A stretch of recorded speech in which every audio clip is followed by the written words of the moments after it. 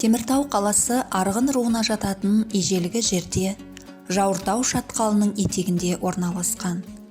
Дала кеңістігінен шатқалдың ең биік нүктесі Жауыр шоқысын көруге болады. Бұл жерлер аңыз әңгімелерге толы. Сол аңыздардың бірі бойынша, осыдан бірнеше жүз жыл бұрын ру басшысы Мұраттың отбасына қайғы келеді. Ұлдарының бірі Мырзамбет қайтыс болады. Сол кездегі жазылмаған заңға сәйкес, оның жесірі інілерінің бірінің әйелі болуы керек еді. Әйтпесе отбасына өшпес ұят келеді. Ал жесір әйелді өз туыстары алып кетеді.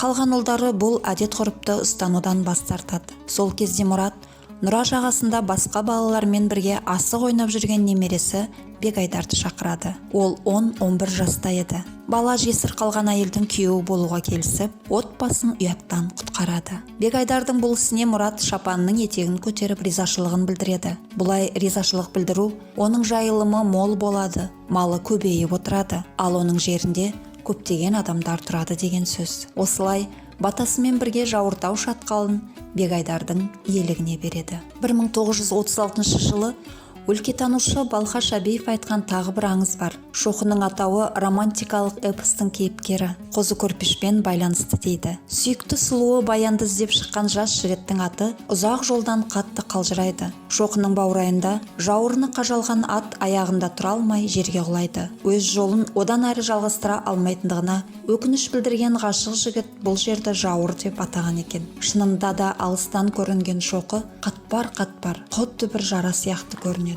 Біз шатқалға барып, Жауыр төбесіне шығуды ұйғардық. 200 жылдар бұрын бұл қашықтықты аттар мен түйелермен өтуге, ал жаяу тікелей жүріп бірнеше сағаттың ішінде де өтуге болатын. Ал біз болсақ қазір көлікпен 15 минутта тарихи орынға жеттік. Дәл осы жерден қаламыздың тарихы басталады. Жауыр шоқысы аса биік емес.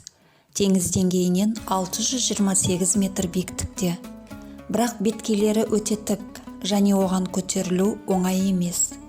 Төбеден керемет көрініс ашылады. Кешегі өткен өмірдің саяхатшылары үшін бағыт-бағдар болғаны кездейсоқ емес. 1865 жылы Жауыртау шатқалы арқылы Ресей императорлық армиясының полковнигі Гейнстің экспедициясы өтті. Қырғыз даласына саяхат атты еңбегінде саяхатшы былай деп атап өтеді. 30 тамыз 1865 жыл. Күні бойы біз Нұра өзенінің жанында, өзеннің сол жағындағы Жауыр тауларынан пайда болған әдемі қақпаның жанында өткіздік. Күні бойы жаңбыр жауып, оңтүстік батыстан жел соғып тұрды. Ауа райы өте суық болды. 31 тамыз 1865 жыл. Айтпақшы, біздің киіз үй тұрған жердің жанында Нұра өзенінен биыл үлкен арық жүргізілген.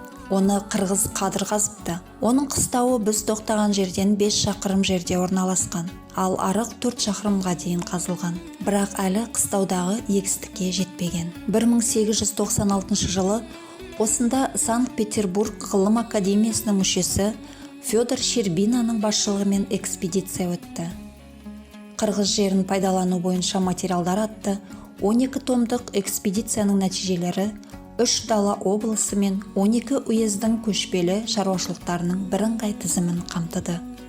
Алғашқылардың бірі болып Ақмола облысы, соның ішінде Ақмола уезінің Спасск болысы зерттелді. Оның құрамына сол кездегі аумақтық жағынан Жауыртау шатқалы кірді. Жауыртау шатқалындағы шаруашылықтардың тізімдемесі бойынша бұл жерде халық көп қоныстанғанын байқауға болады. Мұнда 33 отбасы қыстады. Бұл дегенің 211 киіз үй, 1222 адам. Барлығы үлкен Арғын Мұрат руына жатады. Жауыртау қыстағында Мұхамедша Қадыр, Бауыркөл көлінде Әбділда Бекіш отбасы, Жұмақ шоқысында Тұрлыбек Тетіғұлдың отбасы, Жаңғызтөбе қыстағында Оразбек пен Ниязбек Тетіғұл тұрды. Соңғылары ағайынды Тұрлыбек, Ниязбек және Оразбек туралы әңгіме ерекше. Өйткені олардың қыстайтын жерлері қазіргі Теміртау қаласының аумағында, атап айтқанда Самарқанд су қоймасының орнында орналасқан. Су қоймасының спутниктік картасын қарастырайық. Түбектегі тау жотасы Жұмақ деп аталады. Мұнымен әрине дауласуға болмайды. Шоқылардың арасында бірнеше ойпаттар жасырынып жатыр. Олар қатты жел мен қар құрсауынан сенімді қорғалған. Қазірдің өзінде бұл жерлерде жасыл желіктің көптігі топырақтың құнарлығы туралы айтады. 19 ғасырдың аяғында көптеген көшпенділер отбасылары көшпелі мал шаруашылығы мен егіншілікті біріктірді. Естеріңізге сала кетейік, Жұмақ шоқысында Тұрлыбектің қыстауы орналасқан болатын. Оразбек пен Ниязбек қыстаулары қазіргі Самарқан су қоймасының аралы болып табылатын Жаңғызтөбе шоқысында орналасқан болатын. Шоқының етегінде Қарасу деп аталатын терең көл болған дейді. Қандай да бір себептермен бұл көлден су ішуге болмаған, және адамдар оған шомылудан да сақ болған. Бұл көл болды ма, жоқ па белгісіз. Бірақ қазірдің өзінде аралдың жанында су қоймасының тереңдігі жеткілікті. Жаңғызтөбе және Жұмақ шоқыларында Оразбек, Ниязбек және Тұрлыбек ауылдары жыл мезгілінің көп бөлігін өткізді. Олар қамыс пен құбаталмен жабылған қалың қабырғалы шұңқырларда қыстады. Бидай мен тары екті. Малға шөп сатып алмады. Олар оны өздері шауып жинады. Аң аулау мен балық аулау фермада аса маңызды емес еді. Ақмола және Омбы жәрмеңкелеріне барып сауда жасап отырды. Мал, тері, қымыз сатып, есесіне мануфактура, шай, қант, қажетті үй ыдыстарын сатып алды. Жаздыққа қарай ауылдар бөлінді.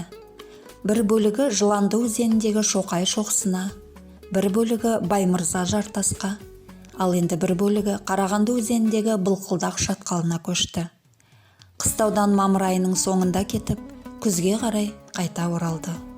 Жауыртау көшпенділерінің бірнеше ұрпағы осылай өмір сүрді. Столыпин реформасы жылдарында 20 ғасырдың басында Жауыртау шатқалының аумағында Ресей империясының орталық аймақтарынан қоныс аударушыларға арналған қоныс аудару учаскелері пайда бола бастады. Осының себебінен қазақ ауылдары жылдар бойы мекендеген жерлерін тастап кетуге мәжбүр болды.